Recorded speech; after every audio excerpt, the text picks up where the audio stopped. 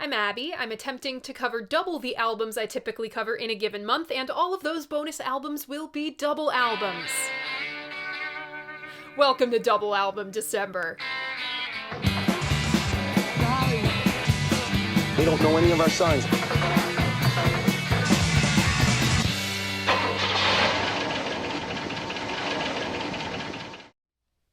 Welcome, everyone, to Double Album December Year 3. Vinyl Monday is my series where I talk about the who, what, when, where, why, and how do I feel about classic albums in my collection. But this is Double Album December, where I cover double the amount of albums I typically do in a month, and all of those albums are double albums. Yeah, you know the drill. This is like our third year of doing this, and you literally just heard it in the cold open. If TV show length episodes aren't your thing, don't worry. I have 60-second versions of each episode here on my channel, over on my Instagram, as well as TikTok. At a staggering 46 songs. The White Album has 31, mind you. This sounds like it should be the longest album I cover in my series history, but it's not. It's only 74 minutes long. So wait, these songs are all less than 2 minutes long? Pretty much, but considering what this album is, it warrants a full-length episode. I love starting this series with a wildcard album, this only being the third 80s album I've covered ever, certainly earns the title of wildcard album. The first part of Double Album December Year 3 is The Minutemen, Double Nickels on the Dime. Congrats if you guessed this one. If you want to play along, all you gotta do is check out my post tab. That's where I post the hints to what the next album is gonna be. I make announcements like my recent Tonight's the Night 50th Anniversary review on trackingangle.com. I make announcements like that. I host polls. You can find all of that on my channel. And if you so choose, you can always read the written versions of my reviews on my website, linked in the description. We have a lot of those going on right now. All right, let's take the plastic off. So my copy is a repress. Obviously, original copies of Double Nickels on the Dime are crazy expensive. This is from last year. And I believe this is the original track listing with all 46 songs intact. There are lots of different track listings floating around between different versions of this album thanks to rights issues caused by the cover songs. The Minutemen were not shy about paying homage to their influences and, taking the piss out of people. And that proclivity to take the piss out of people starts with the cover. The Double Nickels on the Dime cover is deceptive. At first glance, it looks like a Norman Rockwell, nice, clean-cut kid behind the wheel of his car. But the harder you look, the goofier it gets. For starters, the title Double Nickels on the Dime is half slang, half elaborate in-joke by Minutemen bassist Mike Watt. Double nickels is slang for standard freeway speed, 55 miles an hour. The dime was slang for Highway 10, which is how you get to San Pedro, the Minutemen's hometown. The Minutemen's Double Nickels on the Dime, though, is a spoof on Sammy Hagar's I Can't Drive 55.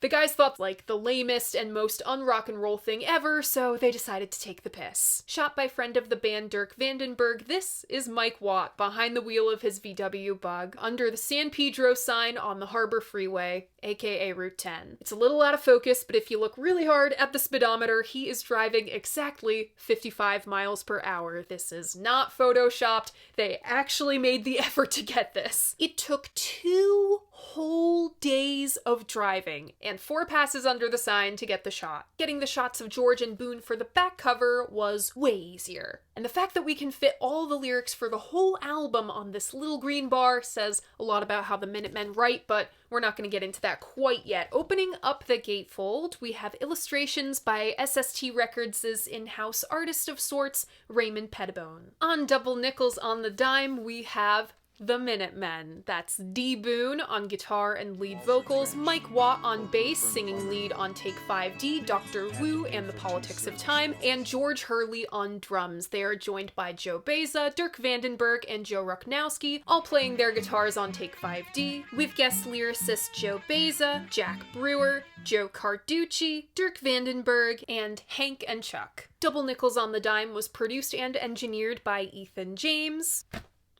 Roll transition.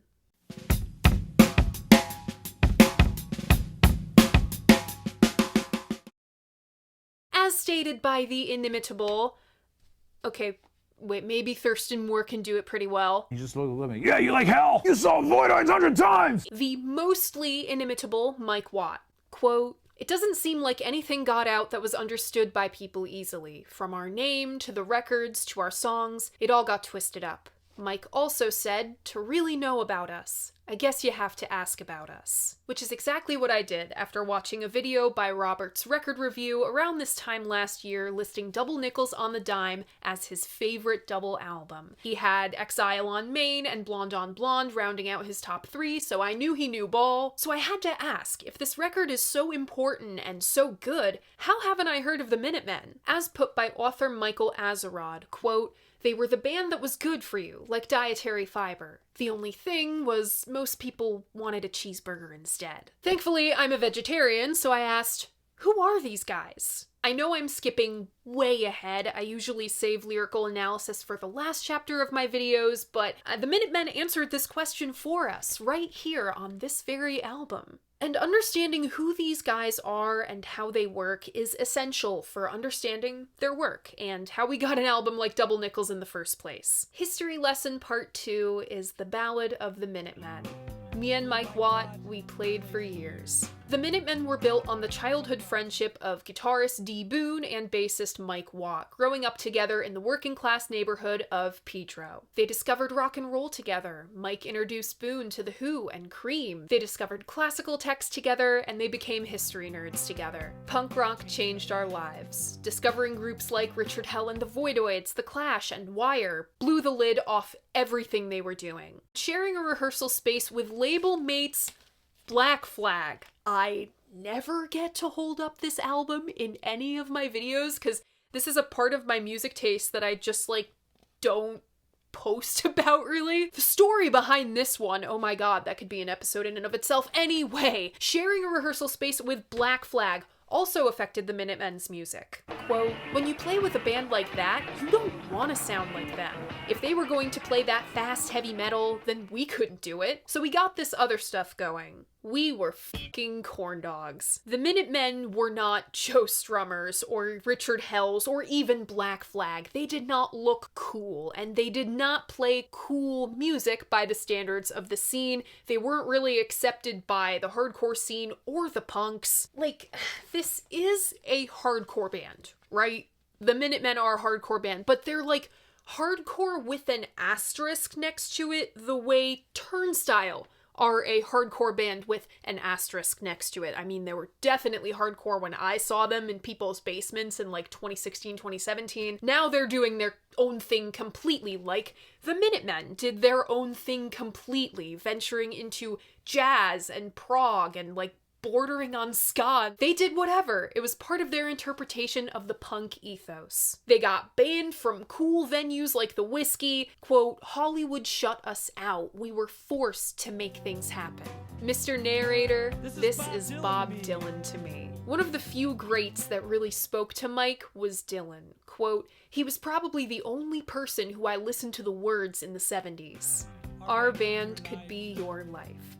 This is an expression of the all-encompassing message of the Minutemen, a phrase that almost precedes them. We jam Econo. This is one of many Mike Watt-isms. You're gonna hear a lot from him in this video. The guy has the gift of gab like few I've ever seen. He's like our de facto narrator of the story. We jam Econo. Starting with we. This is a Democratic band. As put by author Jim Ruland, although there were times when all 3 members wanted to steer the ship, there were no rock stars in the Minutemen. For example, if Mike wrote himself some really complicated bass line, he'd have Boone sing the song. It wasn't my song so much as it was our song. Jam. A jam is what these guys call a song. It's not a jam like we understand a jam to be on this series.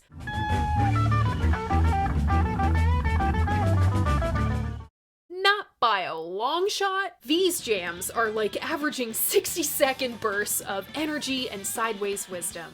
Econo is the ultimate philosophy of the Minutemen. Self-sufficiency, and self-efficacy. It comes from the guys' working class backgrounds. They came from blue-collar families and held day jobs. It was how they communicated through their music. Econo is short, sharp, stripped down, efficient shit. It's political. This mindset was a reaction to Reagan-era America. Joni Mitchell. This is like the second time in a week I've gone on a tangent about something that Joni Mitchell had to say, but she said something like, the 60s were about saving the world, the 70s were about helping each other, and the 80s were about helping ourselves. I love that quote because it shows how even the so-called artists for the people were becoming capitalists. Yoko Ono was casting her works in bronze. Andy Warhol had this big corporate office decked out in that horrendous mid-80s pink linoleum tile. These old counterculture figures are a world away from the counterculture of the now, the mid-1980s. Econo was a reaction to the state of music in the 80s, their signature jagged sound, quote,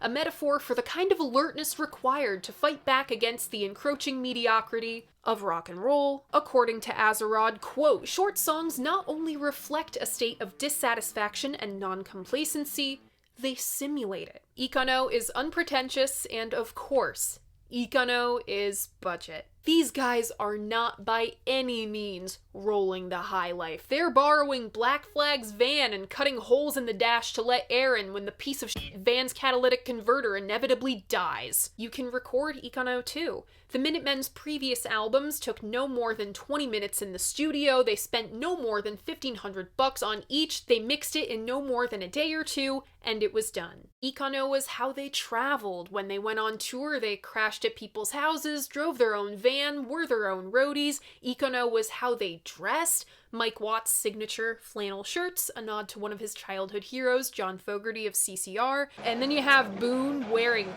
whack shoes just because. For the Minutemen, jamming Econo wasn't just how they worked. It wasn't just how they showed up. It was their way of being. Quote, you could jam Econo on your job, in your buying habits. You could take this particular approach to music and apply it to just about anything else you wanted to. You could be beholden only to yourself and the values and people you respected. You could take charge of your own existence. In this way, We Jam Econo is the ultimate DIY punk manifesto. In short, this band was their lives. Our band could be your life. This finally brings us around to late 1983 when the Minutemen are on and working for their label SST Records. This is shaping up to be a huge year for SST. They have albums by St. Vitus, Black Flag, The Meat Puppets, Husker Du, all on the roster. And the Minutemen had a whole album of songs ready to go. They cut it back in November of 1983 with producer-engineer Ethan James, done in typical Econo fashion. Record in one session, mix in one day, and it's done. But in June of 1984, they hear what Husker Du got up to. Zen Arcade. And our little hardcore militia goes, wait a minute. If they can do a double album, why can't we do a double album? There was just one problem. Zen Arcade is a concept album about a runaway teenager. The Minutemen already had like 20-something songs, but they didn't have a concept, not like Husker Du had at the least. Their loosest concept was the band's cars. Album opener Anxious Mofo starts with an engine revving. Each side of the album starts with another engine, and the album closes with 3-car jam, which is, well, 3 cars. In about a month, a once 20-something song record, remember, these guys average like 1 minute and 10 seconds per jam, swelled to over 40 tracks. George said, quote, remembering 46 songs for a record is kind of crazy. It took us a long time. I think about a week or two. I guess a week or two is an eternity in Minutemen time. What else inspired this prolific output? A truly unlikely text. Around the time the guys recorded Double Nickels, Mike had just read James Joyce's Ulysses, infamous for being a book people say they'll read and never finish. guilty as charged. What really spoke to Mike about Ulysses is that it was a book trying to be about everything. Quote, and in a way, the Minutemen were trying to do the same. The whole world, the history, the future, what can be, could be, would be, what might have been. This is what they were all trying to do. It's low culture meets high art. The original Warhol banana, if you will. This notion that art could be both is the thesis statement of Double Nickels on the Dime. The second leg of Double Nickels material was cut in one more session in April of 1984 at Radio Tokyo Studios in Venice Beach, California. It was Econo through and through, cut on 8-track, mixed in one day with Ethan James, and costing just $1,100 to record. But this album didn't become what it is until the guys sequenced it. Instead of consulting with a producer, record execs for a perfect track listing, you gotta remember that the guys sitting at the proverbial boardroom table are also the guys driving the van. They did something positively democratic and truly unique. Now, if you'll remember our excursion through Pink Floyd's experimental period, Ummagumma. Each of the guys got like 12 minutes-ish of runtime on the studio record for whatever they wanted to do. Sometimes this went really well, see The Narrow Way. Sometimes this went completely off the fucking rails, see Several Species of Small Furry Animals gathered together and grooving with a Pict. Gathered together in a cave and grooving with a Pict. If I had a nickel for every time I mentioned a Pink Floyd album in a video this month, I'd have 2 nickels.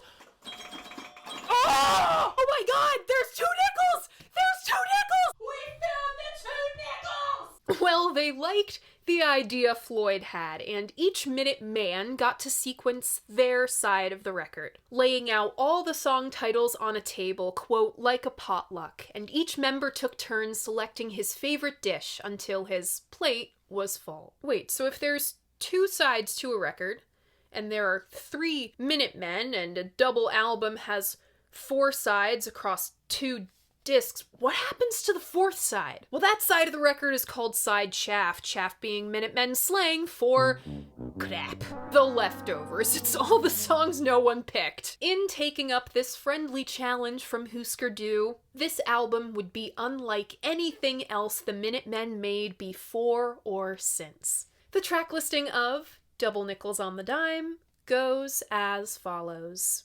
Deadass, this track listing is so long I had to cut the typical release chapter of my video to accommodate for my runtime. I'm sorry. Disputes should be taken up with, I don't know, the council. Starting off strong, opening up side 1, or side D, is Anxious Mofo, followed by Theater is the Life of You, then Vietnam, next, Cohesion, It's Expected I'm Gone, #1 hit song, then 2 beads at the end. Next, Do You Want New Wave or Do You Want the Truth? Don't Look Now, followed by Shit from an Old Notebook. Then Nature Without Man, and side 1 closes with One Reporter's Opinion. Opening up side 2, or side Mike, is Political Song for Michael Jackson to sing, followed by Maybe Partying Will Help. Then Toadies, Retreat, The Big Foist, next God Bows to Math, followed by Corona, The Glory of Man, Take 5D, next My Heart and the Real World, and Disc 1 closes with History Lesson Part 2.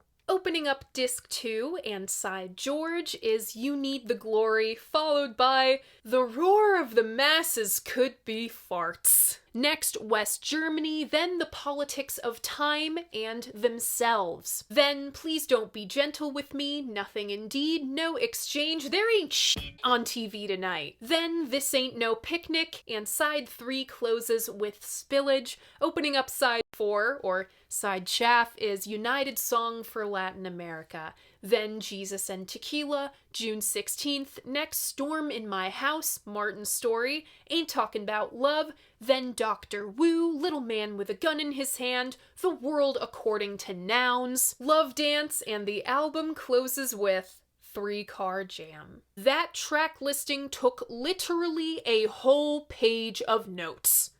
What do I think about Double Nickels on the Dime?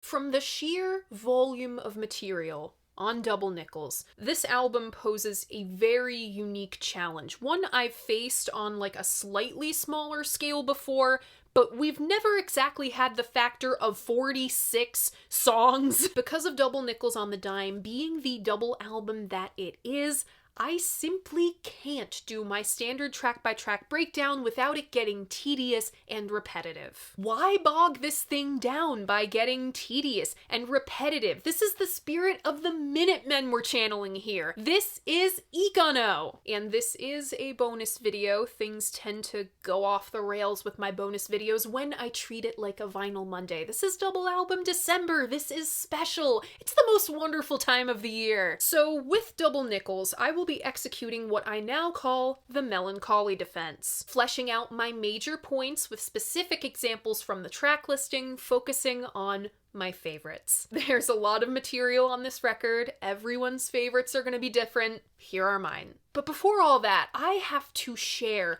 the utter f***ing experience I had with Double Nickels on the Dime. I typically listen to the album while I write about it. This is what I call passive listening. It's all the everyday listening that isn't sitting down with the express purpose of writing an album review. It's what gets the music in my ear. I could not do that with Double Nickels. Everything about it, from Boone's unbelievably trebly guitar to the busy bass and energized, precise drums with lots of tom-toms, and every man voice declaring, "I'm fucking overwhelmed! I must look like a dork. We were fucking corn dogs." All the forms and shapes and statements and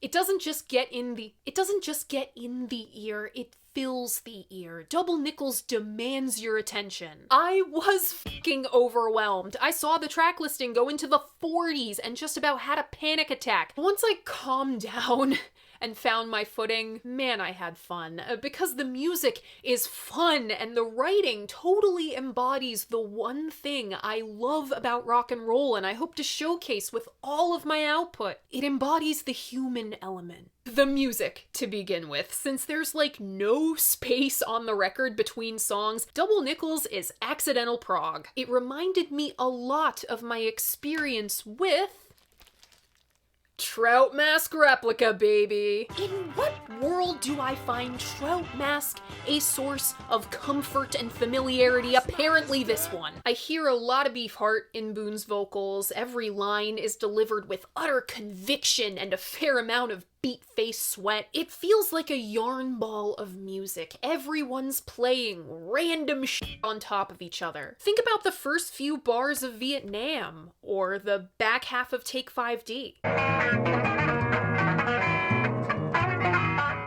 Tell me that's not a Trout Mask outtake. But it's not just random shit. This music is written and rehearsed to be this way. These guys are accomplished musicians. Someone in We Jam Econo, I forget who, described how Boone could plow through a crowd of people like a linebacker and never miss a lick. He was so in tune with his instrument. And this is a strong rhythm section to back him up, my god. Mike called this rhythm section the engine room. Hot, sweaty, and toiling, while Boone and Mike's childhood friendship built the spirit of the Minutemen.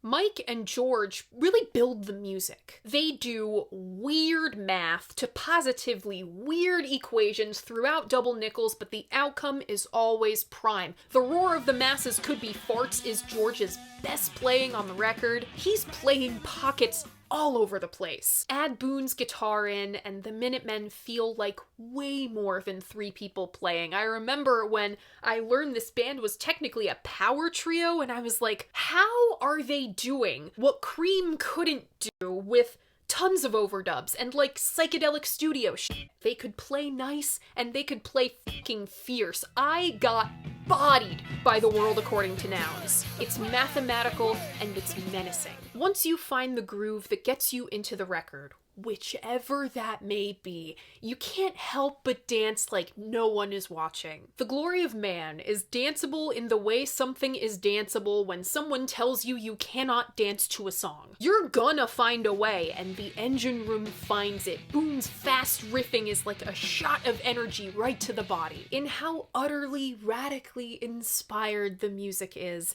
it's positively human. Think about the playlists you make for yourself, right? Not the curated shit that you give to other people. Like, I have Swans and Addison Rae in the same playlist. Double Nickels combines all manner of influences, from jazz to funk to Wire's brand of punk to the oddball country Boone grew up on, played so fast it's basically f***ing polka. You think a song that's a minute 30 can't possibly go on a tangent? Think again. There are soft moments like Cohesion, a wonderful classical acoustic guitar interlude, and Do You Want New Wave or Do You Want the Truth? In how stylistically eclectic any given jam on Double Nickels is, I see a kinship to another punk double album, London Calling. It's punk with rockabilly, new wave, ska, and a reggae twist. Both records employ a radical approach, busting punk expectations while carrying a seed of that ethos. Double Nickels challenges so-called punks to walk the walk. They cover groups punks hated, like Van Halen and CCR. Quote, "One of the reasons we played all these different kinds of musics is for them, to see how seriously they take no rules and anarchy. We throw all this soft music, folk music, jazz, etc. Not only to avoid getting caught in just one style, but also to show them that, see?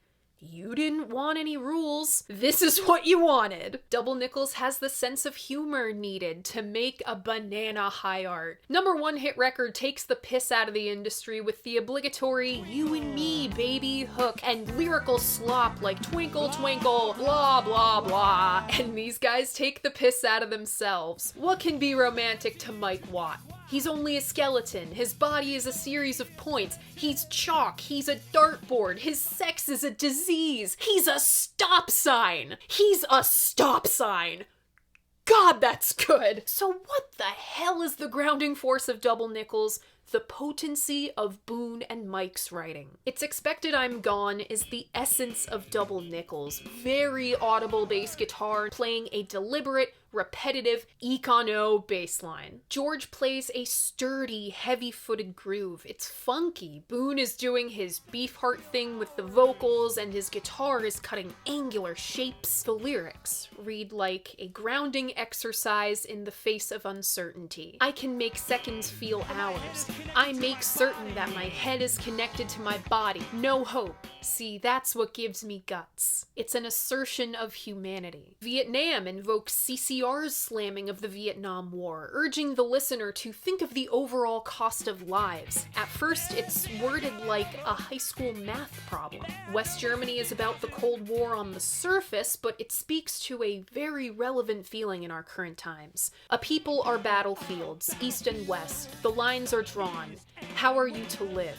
Watching human tragedy play out on our screens and feeling powerless to stop it. Untitled Song for Latin America is an ode to one of Boone's chosen causes, the liberation of Central and South American countries from puppet governments installed by Western superpowers. He was a member of the Committee in Solidarity with the People of El Salvador, and often had Free El Salvador signs on stage with him. This Ain't No Picnic is about racism, Boone tearing into a former boss who forbade employees from playing black music on the shop radio. They stand against a capitalistic music industry on Do You Want New Wave or Do You Want the Truth? Mike said he purposely wrote New Wave to be a calmer one, to take us down a little bit. But it really ain't a ballad. In some ways, it's one of the most angry songs. It's about keeping artistic integrity and an industry built on squashing that spirit to make a buck. There's shimmering guitar and bass, cymbal washes under these inspiring convictions. I stand for language. I speak for truth. I shout for history. But the lyric seems to recognize just how difficult it is to stand for these things when you're the little guy, and you have to make a buck to survive. I am a cesspool for all the shit to run down. I'm the one at the bottom of the pile. Even the Minutemen's best known and most accessible song, Corona, is a protest song. The lyric is something like poetry doing the absolute most with the absolute least amount of words. Econo! Boone wrote it about a trip to Mexico and that weird feeling you get being on vacation when the people who live across from your hotel are living in shacks. The narrator only has his empty Corona bottle, worth 5 cents, to offer a less fortunate woman he encounters on the beach. The people will survive in their environment, thanks to their resourcefulness and kindness to their fellow man. That's a counterculture statement if I've ever heard it. The polka, country, hardcore something makes the message palatable to the ear, and the perfect theme song for the reason kids born between 1994 and 2002 have some of the weirdest injuries you'll ever hear about. Hi, I'm Johnny Knoxville. Welcome to Jackass. I grew up on that show. I loved Bam Margera. Oh my god, Viva La Bam? Yeah, that show, Viva La Bam. Oh my god, that unlocked like a core memory all of a sudden. The Minutemen definitely have a leftist slant, but the core sentiment of their lyrics is, encouraging the listener to think for themselves, to look at the world with a critical eye. So you may be asking yourself at this point, AD, where the hell does James Joyce come in the picture? There are nods, see June 16th, but it's more in the portraits of an everyman's life. In a classical art gallery, there is a hierarchy of paintings. At the very top, you have your war scenes, your historical paintings, portraits, floating around the middle there, and at the very bottom, you have what are genre paintings. Paintings of the farmer's crops, the woman in the kitchen, the everyman's life. Double Nickels is like the glory of the genre painting, right? One of my favorite cuts on the record, Take 5D, is kind of like Dada.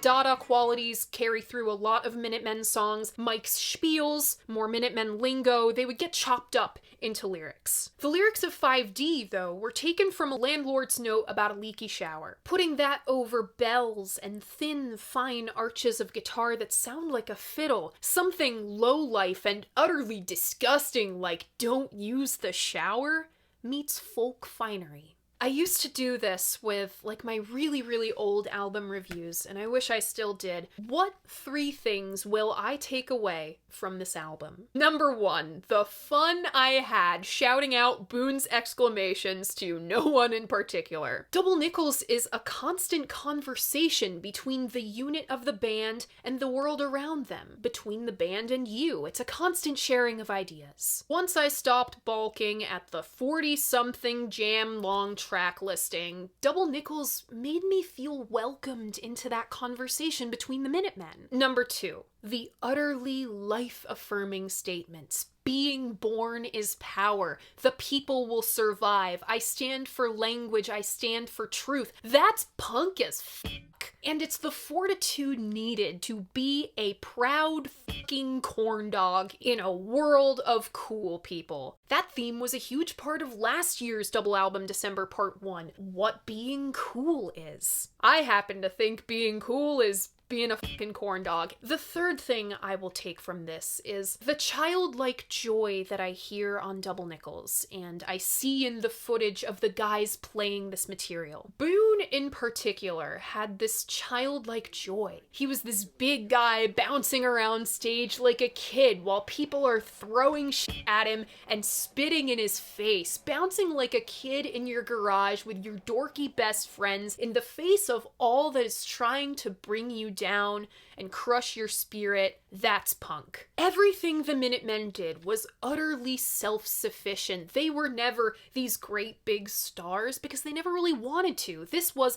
a little 3-man machine that, with love and a whole lot of work could sustain itself. The Minutemen showed us that you don't have to look the part or have the connections to do whatever you want to do, no matter how ambitious it is. You don't have to be the protege of a world-famous pop artist. You don't have to be the son of a modeling agent, an Ivy League dropout, or the ex-husband of a Tiffany heiress to make it. You can be Joe Schmo from a working-class neighborhood like San Pedro. Double Nickels is a mishmash of seemingly disparate elements, like the clearance aisle of a big box store. It's all the stuff that isn't cool anymore. Melodic bass lines, short, sharp guitar solos, instrumentals that border on pretty, accidental prog with Dada poetry, and Mike's political spiels with a heartfelt biographical moment. Double Nickels should be fucking chaos, and to a new ear, it might just be a 3-car jam. This thing is held together so tenuously by a concept little more than engines revving, but as stated by Jim Ruland, quote, "The effects of these disparate elements is one of convergence rather than collision. The collective spirit of brotherhood, what the Minutemen were all about. It makes you feel welcomed in, like you're in the front seat of the van they shared with Black Flag, and each side of the record is the mixtape each guy brought to listen to. Living in this current world, individualistic to a fault, I found myself so charmed by this brotherly quality. It gives you this shot of altruism to do it different, do it better, and do it you. As our narrator Mike Watts said to Rolling Stone, music can inspire people to wake up and say, somebody's lying. This is the point I'd like to make with my music. Make you think about what's expected of you, of your friends, what's expected of you by your boss, challenge those expectations and your own expectations. Man, you should challenge your own ideas about the world every day. This challenged my own ideas about what I could handle from a double album. I took this leap on a recommendation from a YouTube video I saw a year ago, riddled with idiosyncrasies, fierce in its conviction and its ambition, oddball in the best way. Double Nickels on the Dime is totally human.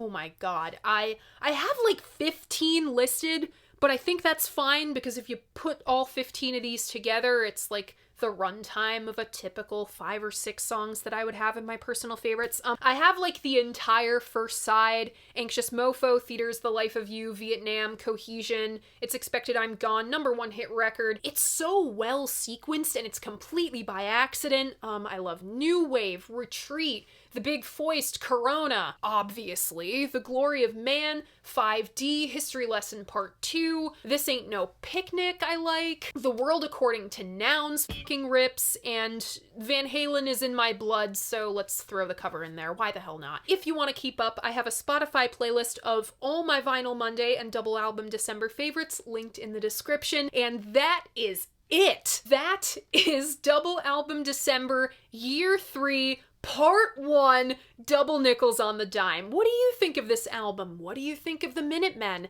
Leave a comment letting me know. I love hearing what you guys have to say about albums that I love. And remember, despite what some guy on the internet says, your opinion matters. And if you like what I do here, you should like this video and subscribe to my channel. I post new episodes of my flagship series, Vinyl Monday, Monday mornings at 11, and Double Album December Part 2 will be coming a week from today, God willing. Thank you so much for watching, and I'll see you guys next week.